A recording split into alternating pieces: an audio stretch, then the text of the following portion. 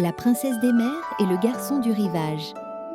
Il était une fois, au fond d'un océan si bleu qu'on aurait dit un rêve, une jeune sirène prénommée Mira.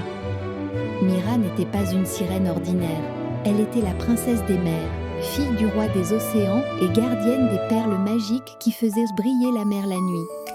Chaque matin, elle nageait parmi les dauphins, riait avec les poissons clowns et chantait des chansons qui faisaient danser les vagues. Tout le royaume marin l'aimait, car son rire avait le pouvoir d'apporter la joie à quiconque l'entendait. Mais un jour, quelque chose changea. Un vent puissant souffla sur l'océan.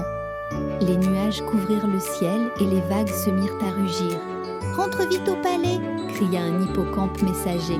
Mais Mira, curieuse et courageuse, voulait voir la tempête de plus près. Elle s'approcha trop près de la surface et soudain, une énorme vague surgit. Elle l'emporta loin, très loin, jusqu'à la rive d'un village humain. Quand Mira rouvrit les yeux, elle sentit du sable chaud sous ses mains et le vent doux sur son visage.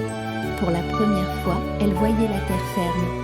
Mais sans eau salée, sa queue de sirène perdait ses reflets d'émeraude. Elle faiblissait. C'est alors qu'un garçon arriva en courant.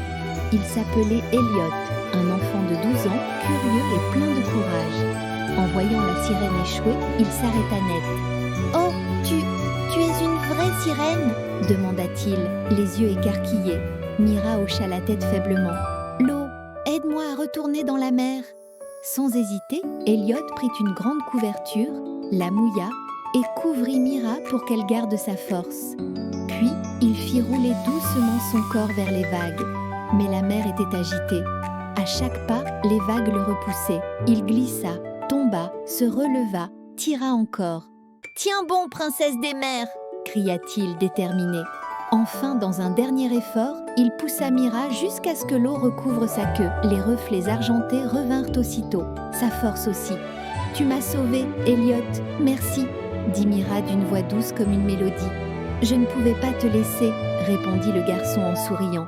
Alors Mira tendit la main. Une petite perle, brillante comme la lune, se forma dans sa paume. « Ceci est une perle du cœur. Quand tu la regarderas, souviens-toi que le courage et la bonté font de toi un véritable héros. » Puis, d'un battement gracieux de sa queue, elle plongea dans les profondeurs. Elliot resta un moment à regarder la mer, le cœur rempli d'un sentiment étrange, un mélange de joie et de magie.